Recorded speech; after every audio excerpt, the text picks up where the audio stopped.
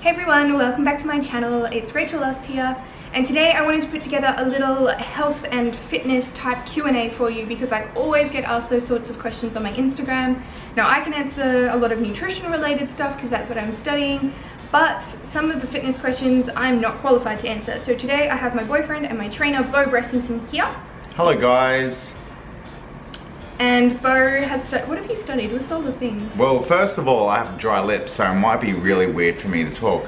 But I graduated at the Australian Institute of Fitness in 2008. Since then, I've been a qualified personal trainer, running my own business, first known as Hyper Fitness, and now with Aust, we do Eat, Run, Lift.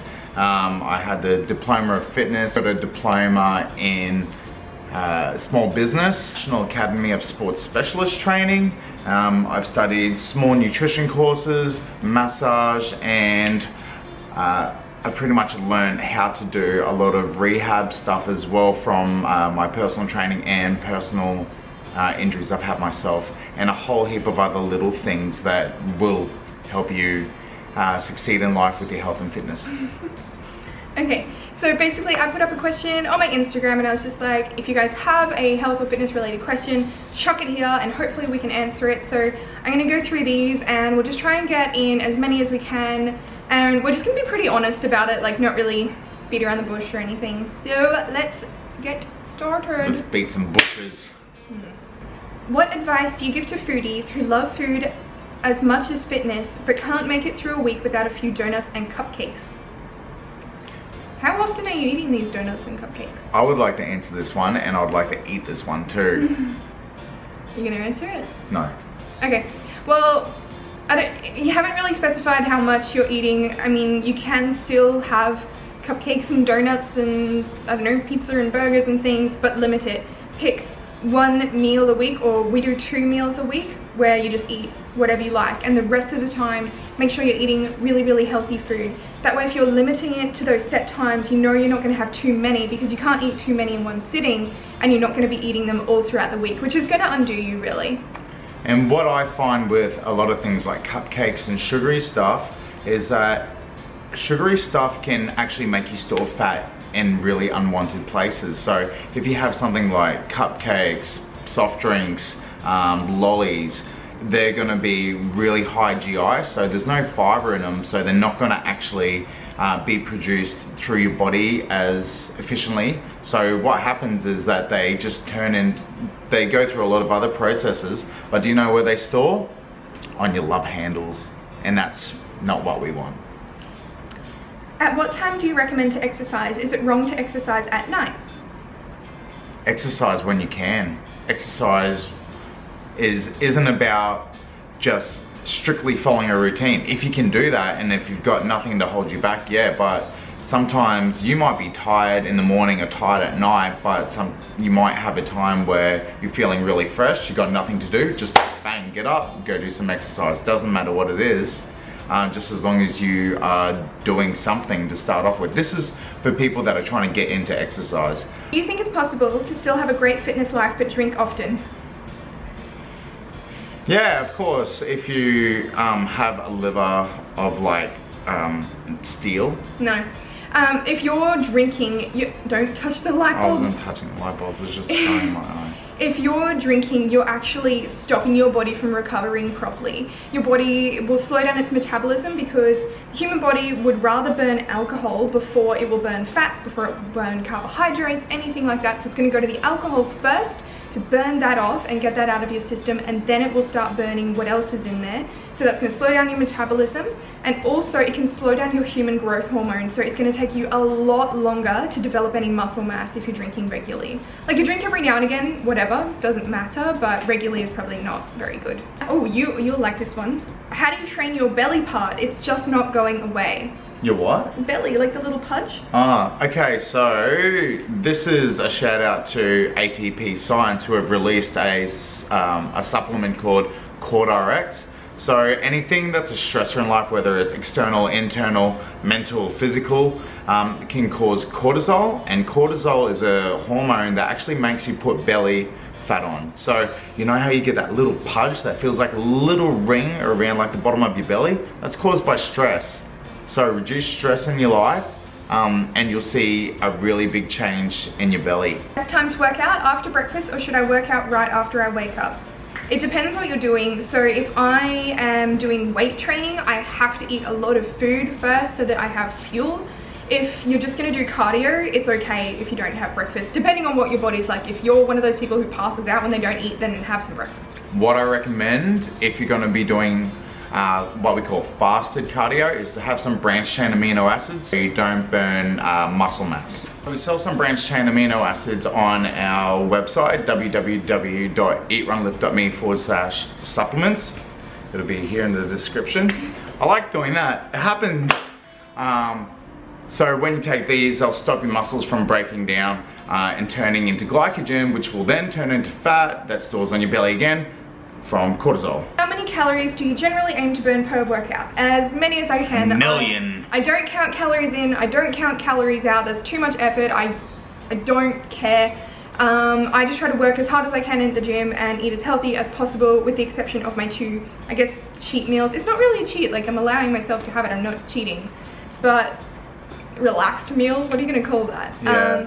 So yeah, just try and eat good and train as hard as you can when you are training. Don't train to get to a certain number, because that's never going to be accurate anyway. Anything you're using to measure that won't be accurate. And when you're training weights or something like that, it's not about burning the calories, it's about doing the workout and doing the routine and getting stronger. And the stronger your muscles are, the more mass there will be. You're not going to be huge like a bodybuilder, but the more muscle mass you have, the more calories you're going to be burning while you're sitting on your bum on the couch anyway, or on the computer. As you study nutrition, it would be interesting to see what you think of people's high carb diets. For example, Freely the Banana Girl.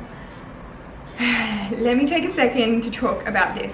I'm just going to let Rachel talk for a bit, I'll be back. So, I don't know. I find there's different body types. Everyone knows that. So everyone is different. You cannot paint everyone with the same brush. Different things will work for different people, all that sort of jazz. If you are naturally quite a thin person and you want to put on muscle tone and you want to look, you don't want to look skinny, like you want to have some muscle, you need a high carb diet. Like that's just granted. In our Get Lean Nutrition Guide, you'll notice that the people who are naturally thinner, all their recipes have a lot more carbohydrates than any other body type. But in saying that, a high carb diet with low fat wouldn't work for me. I would end up storing too much of that. Even despite how much I exercise, my metabolism doesn't work that way. My body fat storage deposits don't work that way. So I have to have a different diet to that. And there's another body shape again who are the naturally pear-shaped girls. They can't eat that diet either. So it does work for some people, but not for everyone. And I don't know, I find the way Freely makes her videos, I feel terrible after I watch them. She attacks people who don't have the same beliefs as her, which I really don't like. I feel like if you're going to have a platform, you need to be spreading a more positive message. You need to be helping people and not tearing people down, saying they're doing the wrong thing and just slamming their name all over the internet. But that's just what I think. My question is about the optimum heart rate I should be maintaining during circuit training and cardio to ensure I burn fat.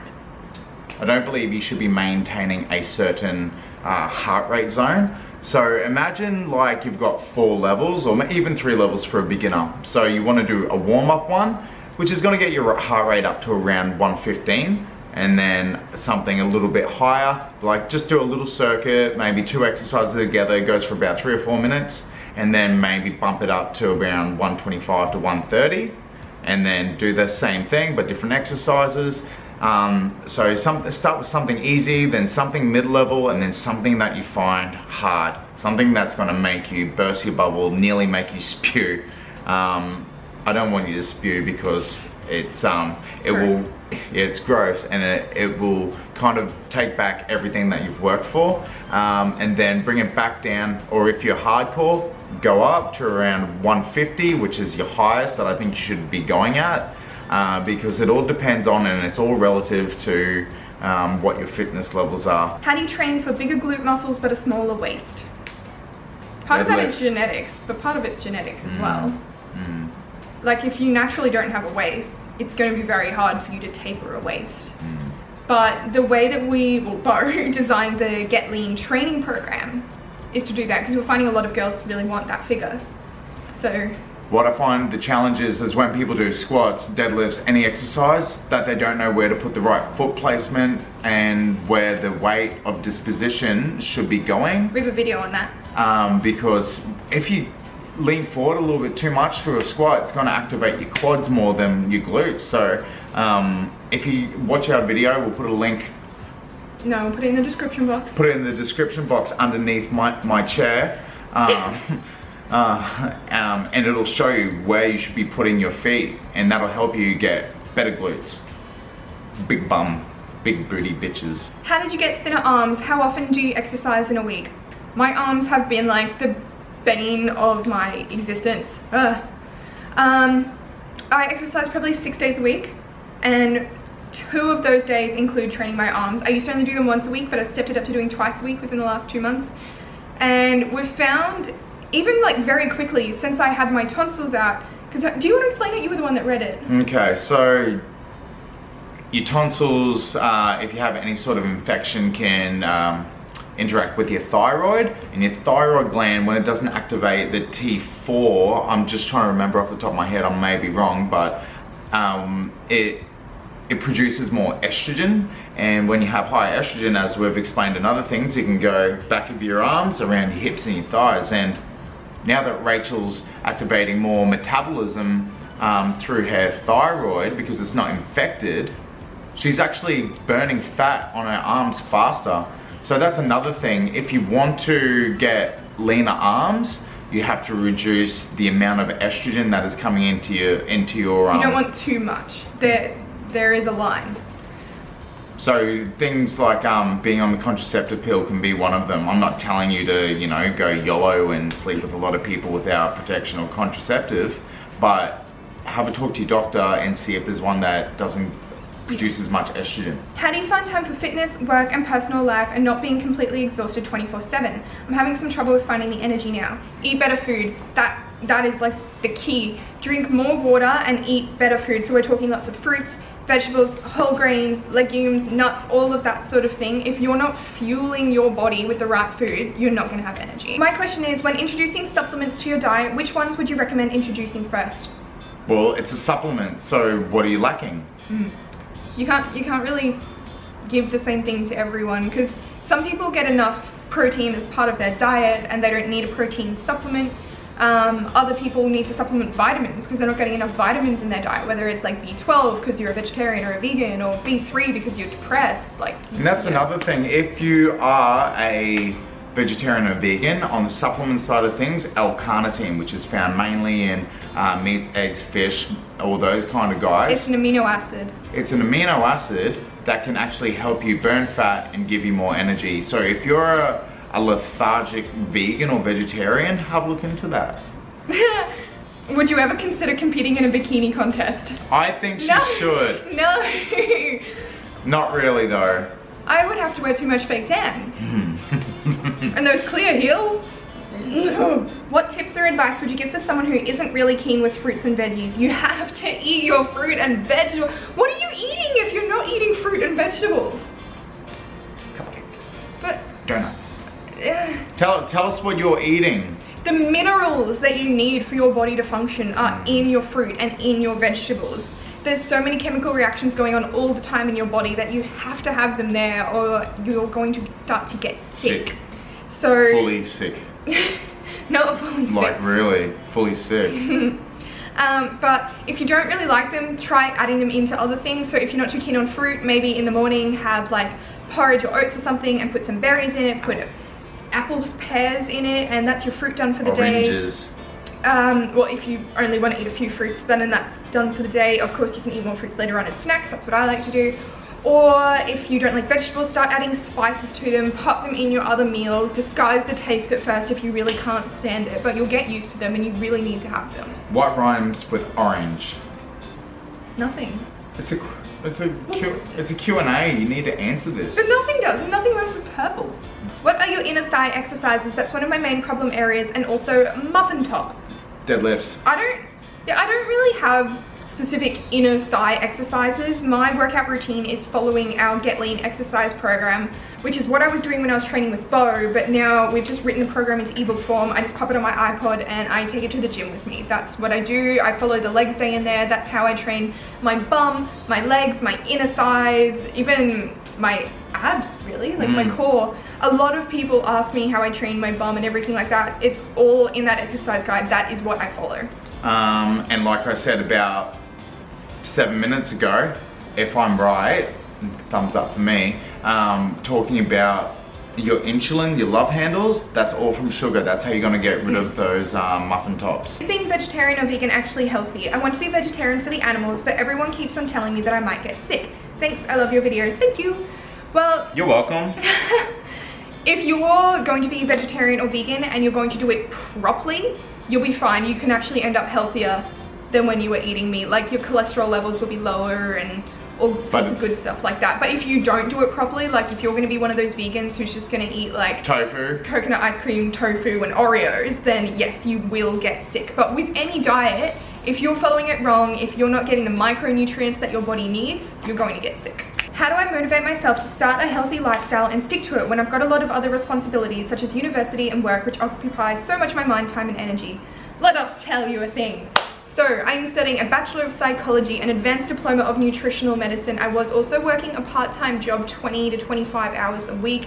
And then I'm trying to run our blog, trying to do my YouTube and have a life. And what were you doing? She was running my life too. Yeah. I was a manager at Australian Sports Nutrition, a supplement store. I was training 50 sessions a week. I play competitive basketball. I'm a DJ and I produce music. And then I have to find the time to train as well. So if you're... And taking her out to dinner for our cheap meals.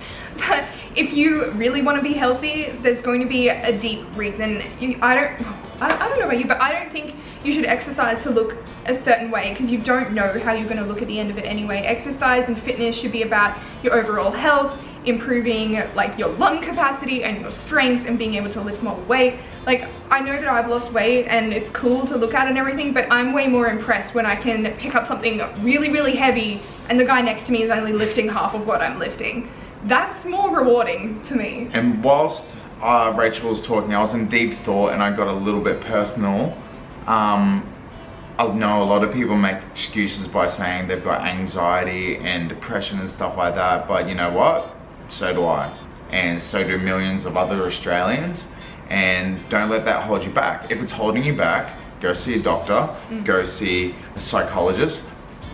And if the psychologist doesn't help, we'll look into Find another one. And then or find a different doctor, because it might not just be emotional, it could be something that's actually physically wrong in your body. Because I have fibromyalgia. That's another thing that stops me, is imagine having glandular fever 24/7 and arthritis 24/7, depression, anxiety, lactose intolerance, gluten intolerant, all these things shoved into one. Into one. That's what I have. And like, oh, that hurts. See, it hurts just to do that, but I'm still fit and I'm still doing what I can. I'm not saying that I'm the most amazing person in the world, but I'm trying. Yeah. So all it is about trying. And if you really want a healthy lifestyle, you'll find a reason that's greater than just looking a certain way. I mean, you're gonna get old eventually anyway. You're not gonna have like this tight little body. You're gonna get saggy. That's just, hey, gravity. But that's what's gonna happen. So find a deeper reason, whether it's because, I don't know, you have children and you wanna be able to see them grow up and you just want to be healthy, or if you're like Bo and you want to escape your medical condition as much as you can, you want to be as healthy as possible so you don't have to deal with that. What, it might be one point that sets you off and goes, can you beep this out? I need to change my life. But I remember I was walking across the street and a girl that I knew took a photo of me and she sent it to me, and like I looked at it and I'm like, is that what I really look like? I had no muscle definition, my belly was getting out of control, my posture was terrible, and I was just like, shit, I actually have to go see a doctor. And then I found out that I had fibromyalgia. So these are things that you can do to, well, that you need to help you succeed with your health and fitness. Sorry that took a bit long, but it's true. Anyway, I hope this is probably quite a long video. Yeah. But if we were able to answer some of your questions. Deadlifts. Please give this video a thumbs up. We want to be able to spread this, I guess, is it advice? I don't know, tips to as many people as we can. And thumbs up. I hope that we're able to help you anyway. Don't forget to find us on social media, and I'll try and put all the links below. If there's something else you want clarification on, maybe leave us a comment. We'll try and get to it if we can. Later, alligator. Crikey, you little Mikey. I just made that up. Well, thank you guys so much for watching, and I'll catch you next time. Bye. See you later, kitty cat.